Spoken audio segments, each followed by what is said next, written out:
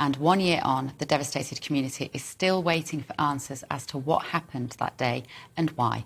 Our South of England reporter, Jeff Moody, joins us live now from Keyham. Good morning, Jeff. Very poignant day, I imagine, for the people down there. How are the community feeling this morning ahead of today's service?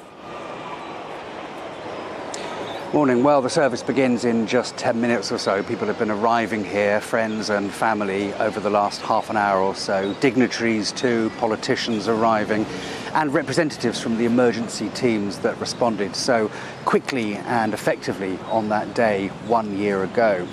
Talking to people on the streets this morning, people can barely believe that a whole year has passed since those tragic events when the 22-year-old gunman killed his own mother and then went on a rampage, killing a further 4 other people on a quiet suburban street in Keyham in Plymouth.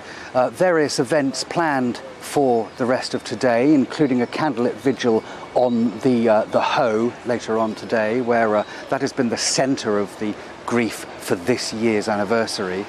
School children have organised all sorts of tributes that are going to be projected onto Seaton Tower, that famous Plymouth landmark at the Hoe. That will be later on today. A sense today that the first anniversary is always the hardest.